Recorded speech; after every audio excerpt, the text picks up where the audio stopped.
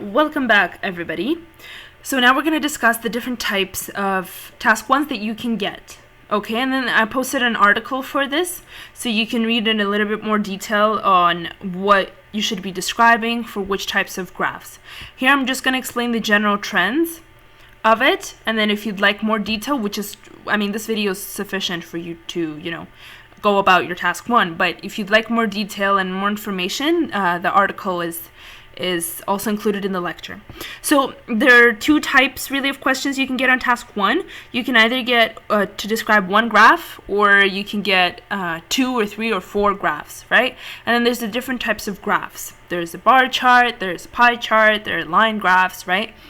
So here, this is one graph.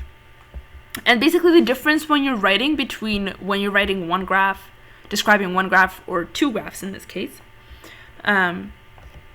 is how you write the body paragraph, right? So when when there's one graph, you're only describing the main trends of this sole graph. However, if there are 2 graphs, you're comparing and contrasting them. This is very important, right? And that's why it can get a little bit difficult if you have more than one graph, because it takes more time, because you have to find the similarities and differences rather than if you had just one graph. So in this case, you would notice that, let's say achievement at work in both graphs, they're the same for people under 30 and people over 30. However, what's then? Having a good appearance is now gone, and it's replaced by financial security. And traveling is now replaced by being with family, right? So let's say the red part would be the similarity, right? And then doing hobbies is kind of the same. But these 2 sections have changed. So that's how you would describe, and that's how you would write it in your essay. And that's kind of the format for it. And if it's just one graph, you're just saying, dairy products in 2015 and 2025 will be approximately the same.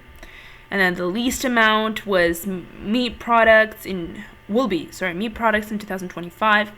So you're just describing the information that you see on this one graph. You don't have much comparing and contrasting because there's nothing to compare it to, right? Whereas in this case, there are 2 graphs, or you can have 3 or 4, and then you would do the same thing, okay? Most of the time, the graphs are connected to each other, so they're similar. Very rarely will you have 2 graphs that have nothing to do with each other. That's practically rare. There's always a similarity, there are always differences. So make sure that you look at everything, okay, to check. Now, once again, you don't have to describe every single thing, right? I didn't talk about the other factors because I didn't find that necessary. I'm going to talk about 4 different things. That's more than enough, right? So you don't have to describe every single detail. I keep repeating this because it's very important, because most people end up doing it anyways. So you need to understand that you shouldn't be describing every single detail, right? Only the general trends. It's as if you've gone to see a movie and then your friend's like, what was it about? You're not going to tell them every single detail. You're going to tell them the big picture. 1, you don't want to spoil it. And 2, the movie's too long for you to explain every single thing. So you only describe the big details. It's kind of like a summary of what you read or what you see. In this case, what you see. So you need to describe the big trends so that if a person were quickly to look at it, they would understand what you're talking about.